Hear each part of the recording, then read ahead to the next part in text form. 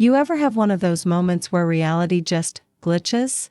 Like you're standing there, staring at something so outrageous, so impossible, that your brain can't even process it. That was me, standing in the middle of a perfectly manicured suburban street, while realizing every single house I was looking at, all 31 of them, was built on my land, and the people living in them? Paying fees to an HOA that didn't own a single inch of dirt beneath their homes. They had no idea. Before I tell you how I turned that little oversight into one of the most satisfying victories of my life, make sure you hit that like button. Subscribe, and drop a comment if you've ever wanted to see karma run over someone in slow motion. To really understand how this whole insane situation unfolded, you have to go back a few decades, back before there was a single streetlight or sidewalk in what is now Creekside Meadows. See, my grandfather wasn't the kind of man who wore expensive suits or drove flashy cars. He was a quiet, stubborn, salt-of-the-earth kind of guy, the kind who wore the same flannel shirt until it literally fell apart. But here's the thing about him, he was smart. Patient smart. He understood value in a way most people don't. Back in the early 70s, the area outside our little town was nothing but rolling fields, patches of dense woods, and a few scattered farmhouses. Most people looked at it and saw empty space. My grandfather? He saw opportunity point one day, with money he'd saved from years of hard work and odd jobs. He bought a massive piece of that empty land. We're talking dozens of acres. He didn't fence it off or develop it. He didn't even build on it. He just kept it. To us kids, it was Grandpa's property. That's what we called it, like it was some magical place. Summers there were pure freedom. We'd run barefoot through tall grass, build forts out of fallen branches, and drink straight from the cold, clear creek that cut through the middle of the land. There was this one bend in the creek where the water slowed down just enough to make the perfect skipping stone spot. My brother and I would spend hours there, seeing who could get the most skips. Grandpa never talked about investments or real estate value. If anything, he made it sound like the land was more of a legacy than an asset. He'd just say, land doesn't run out. You hold on to it, it'll take care of you. When he passed away, the land went to my mom. And Mom? She was even more low-key about it than he was. She kept paying the property taxes year after year, but she never sold, never leased it, never even put up no trespassing signs. She said she liked knowing it was still there. Wild and untouched. Life went on. I grew up, moved away for college, got my own place. The land was always in the back of my mind, but I never really thought about it. It was just this quiet constant in the background of our family history. Then, about 2 years ago, Mom passed away. I was still grieving when I inherited everything she owned, including Grandpa's land. At first, it was just paperwork, bank accounts, her house, the car. The land was almost an afterthought. It wasn't until months later, while sorting through her old files, that I pulled out the original deed. It had been updated in my name. Black ink, crisp county seal, perfectly legal. I remember sitting there at the kitchen table, holding this document, thinking, guess I own a big piece of land now. But here's the thing, I hadn't seen the place in years. The last time I'd been there, it was still nothing but trees, grass, and that creek. So one sunny Saturday, I decided I'd drive out, maybe take a walk, see if it still looked the same. Spoiler alert, it didn't. It was a warm Saturday afternoon when I decided to make the drive. The sun was just high enough to turn the air golden. And for a moment, I felt like I was driving straight into a childhood memory. The route to the property hadn't changed much. The same winding 2-lane road. The same rusted old gas station on the corner that somehow hadn't been torn down yet. I remember thinking, good, maybe the land is still untouched. But then, about half a mile from where the property line should have started, something felt off. The trees thinned out. The road widened. And then, out of nowhere, I saw them. Houses, not old farmhouses or cabins. No, I'm talking brand new, cookie-cutter, suburban, luxury homes.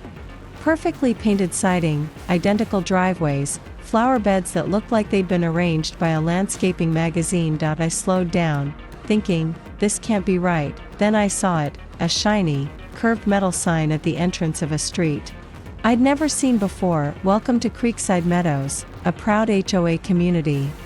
I actually laughed out loud at first. It was the kind of laugh you let out when something is so absurd you don't even know how else to react. I drove in, half expecting to hit a dead end or see some model home signs for a development that was near my land. But the deeper I went, the more my stomach sank, because there, cutting right behind the row of houses, was the creek. My creek. The same gentle bend in the water where I'd learned to skip rocks as a kid. That's when the cold realization started to hit me like a slow-moving freight train. I pulled over. I just sat there in my car, staring at the manicured lawns and symmetrical porches, trying to figure out how the hell this was possible. Street after street stretched across what used to be my grandfather's acres of wild grass and woodland. The dirt paths we'd played on as kids? Now paved sidewalks with neatly painted crosswalks. The old patch of blackberry bushes where my mom used to pick berries for pie? Gone, replaced by a row of pastel-colored homes with shiny black mailboxes, and at the far end, right where Grandpa used to park his old pickup when we came to camp overnight, there was now a small, glass front building with a plaque that read, "Creekside Meadows HOA Administrative Office, by appointment only." I just sat there, gripping the steering wheel so tightly my knuckles went white. It wasn't just that my land was gone, it was that nobody had told me. No one had asked permission. And clearly, no one thought I'd ever notice that moment. Right there in my car, staring at those houses, I felt a switch flip inside me. I wasn't just going to find out how this happened. I was going to make every single person who thought they could build an entire neighborhood on my property regret it. I must have sat in my car for a good 5 minutes just staring at that glass front HOA office. It was small, maybe the size of a one-bedroom apartment, with perfectly trimmed hedges in front and a little American flag fluttering by the door. From the outside, it looked harmless. Like the sort of place where people came in to complain about garbage pickup schedules or request a new pool key. But to me, it was ground zero. The nerve center of whoever had decided my land was theirs to do whatever they wanted with. I finally killed the engine, took a deep breath, and got out. The warm breeze hit me in the face, carrying that too perfect scent of chemically treated grass. Even the air here felt fake. The glass door had a gold decal with the HOA's name and hours. Beneath that, in smaller letters, "By appointment only." I pushed the door open anyway. Inside, it was cool and quiet, with a faint smell of lavender air freshener. A small reception desk sat in the corner, and behind it was a woman in her late 40s, wearing a smile so tight it looked like it was stapled on. "Hi there. Do you have an appointment?" she asked, voice dripping with that customer service sweetness that always feels just a little condescending. "Nope," I said, walking up to the desk. "But I've got a question you might be able to answer." Her eyes flicked down to the sign-in sheet in front of her, then back to me. "We typically require," I cut her off. "Who owns the land this neighborhood is built on?" That got her attention. She blinked twice. "I'm sorry. I'm asking," I said slowly, "who owns the land? Not the houses. Not the streets. The land." She tilted her head like she was trying to figure out if I was joking. "Well, the HOA manages all property matters here." "Right," I said, leaning an elbow on the desk. "But who's the legal owner? The name on the deed?" Her smile faltered just a little. "That would be in our records." "Then maybe you should pull them up," I said, letting the silence stretch. Now she was fidgeting with her pen. "May I ask why you're inquiring?" "Because I said, locking eyes with her, "I am the legal owner. And I have the deed to prove it." For a moment, the room went completely still. The faint hum of the air conditioning seemed louder. Her fake smile vanished entirely, replaced by something else, a flicker of panic. "I see," she said finally. "I think you should speak with our HOA president. I can arrange a meeting." "Do that," I said, turning to leave. "And tell him it's urgent." As I walked back to my car, I could feel her eyes on me through the glass.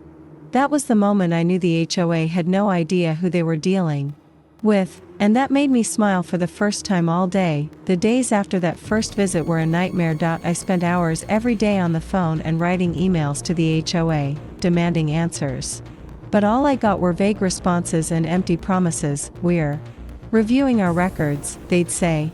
"We'll get back to you soon. Please be patient." It was like talking to a brick wall that smiled politely but didn't want to help. Finally, after a week of silence and dodging, the HOA president himself called me Rick. That's the name on caller ID. The guy's voice was slick, like someone who spent too much time in corporate boardrooms. He was polite but firm, the kind of guy who thinks he can talk his way out of anything. "I understand you have concerns about the land ownership," Rick said smoothly. "Yes," I replied, trying to keep my voice steady.